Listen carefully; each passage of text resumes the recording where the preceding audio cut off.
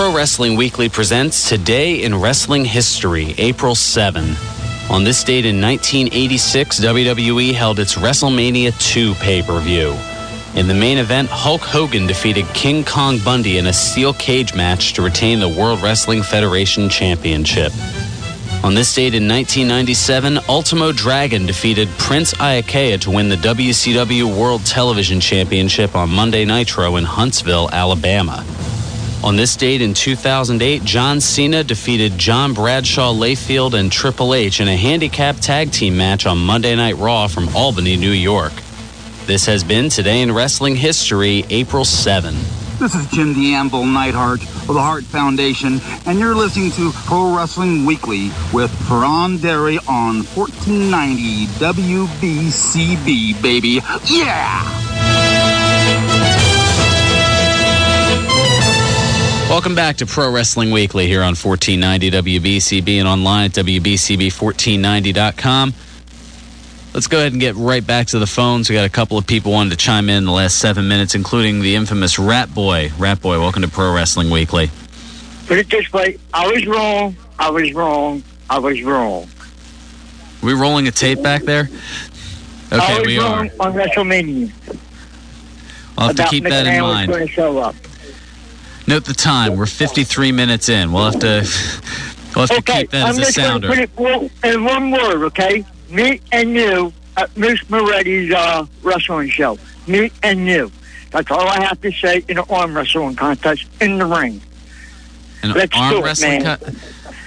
Yeah. Don't you know from anytime there's an arm wrestling contest, the crowd just totally gets taken out of it. And frankly, I think my arm weighs more than you do. So why would I even want anything? Me and you. August 4th. At UWF. Let's do it, man. I don't know. You'll have to talk to my agent. Let's do it. You think about it. And plus we have Bill Melody there to be the referee. Don't bring... Bill Melody wants nothing to do with this. He barely wants anything to do with this train wreck of a show. No, those are my words, not yours. No, I'm... We got to do it, okay? Just think about it, okay? Yeah, I've thought about it. It still doesn't sound like a good idea. Think about all my fans and think about all Moose Moretti's fans. And I'll think of the single of my fans, yes. Or fan. Single. One, whoever that is. Probably myself. All right, yeah. I don't know. There's 4 months to change my mind, Rat Boy, but for right now, yeah, I'm okay. I'm probably better off. Well, it's going down the road right now, you think about it. Right. And that thing about Ric Flair is true, because it came out on the thing yesterday about Ric Flair. Yeah, it's up on the Facebook fan page. Rat Boy just put it up there. Ric Flair speculated to return to the WWE in 2013. I haven't had the chance to read it yet. I'm just looking at the headline. I'll go ahead and read that, and if there's more to it, maybe I'll get into it next week. We'll certainly see. And I think Batista will be in Washington, D.C. on Monday Night Raw. We'll see. Thank you so much for the call, Rat Boy. We're up against it. Got to roll. Let's go ahead and get to... Oh, John. There's a reason I only left you about 3.5 minutes, because I don't know where you're going to go, but something tells me Bill Melody may have to be close to a particular button over here. Be careful. That's all I'm saying. Oh, I know. I'm always on my best behavior. Always on your best behavior. Okay. But, just to comment on the Ric Flair thing, I think it's more or less dependent on what happens with the WWE network. Mm-hmm. Because there's been just a lot of talk about how that might not even take off now. That they've been having a lot of issues filling specific positions with people who actually have television experience. And, well, I think wasn't their biggest hang-up so far finding a provider, like a cable provider, to take the network on without, a ginormous cost? Yeah, Comcast, Verizon, as well as the Dish networks that are, they're still around, are just still not biting. And I think ultimately what happens is if you add another network that's a themed network, like Spike TV, TV for Men, G4 TV for Gamers, et cetera, you can look at the ratings that those networks generate and also see that they have endless reruns of Cops, Cheaters, and many other shows from Fox, you could see these networks don't necessarily make it too long. But me personally, I think ultimately what's going to happen is this is just going to spiral out into maybe an internet website, much like how they take over Twitter, Facebook, and YouTube. That's just me. Although I think their new logo looks like it's ripping off the Miami Marlins logo. But I don't know. Which one came first? Well, I mean, let's think about it. I mean, the WWE has more championships than Miami, but then again, Miami could have a little bit more credibility when it comes to, filling a stadium and then having it empty out in a record fashion. Yeah.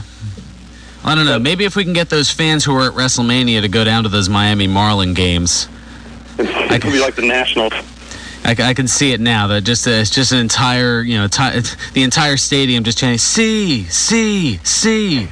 Yeah. And what's interesting about that is I saw that T-shirt, by the way. They do have a T-shirt coming out Monday. They have a yes T-shirt. I saw it too. It's like a nice maroon. It's thinking about amazing. it. It's amazing because when you look at it, it was like back when Kurt Angle was going around and Edge made that "You Suck" chant. They never made a T-shirt of that. It really is amazing how the internet and they're listening to their fan base finally, which is what I was basing my whole TNA point on. Yeah. I mean, I know they have a lot of young talent there, and I know they develop it properly. But the main problem I have with it is that you bring in guys like Flair, Hogan, Nash. Well, I know he's not there now. Bischoff, Sting, and the rest of these guys who have a long history of locker room politics and controlling the scene, and then you put a general manager. I mean, what's the one thing on Raw that nobody wants to see? The battle between the general managers of John Laurinaitis and Teddy Long. And to continue forcing, the Long Island iced tea and Eve onto us through that match at WrestleMania had to be probably the lowest point on the card. To me, anyway. Yeah. Even lower than the Divas tag match? Well, that's when I was hoping that when Comcast bundled the feed, that would be the match that I would miss. Yeah, they decided to do it pretty much with, most of the near falls of the Hell in a Cell match. That's when they decided to fade it out. Yeah, it was just, let's not see anything that's important or historic or what could possibly have been, as Eric Arjulo said, the most dramatic match in WrestleMania history, and I won't argue that. No arguments from me here either.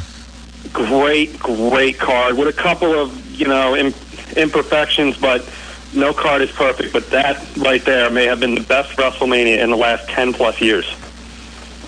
Yeah, you have to go back to 19 or 17, I'd say, as far as some of the better ones. It was just really, really well done, and I cannot believe how great that crowd was for 2 days. That was just simply amazing. Let's just hope it carries over this Monday. Thanks for the call, John. I got to roll. We're up against it because we've got Trenton Thunder baseball coming up here on WBCB. And, of course, I'll be back to have a preview of Lockdown. My prediction's certain to go wrong. And who knows what other insanity, hilarity, and hijinks here on Pro Wrestling Weekly on 1490 WBCB.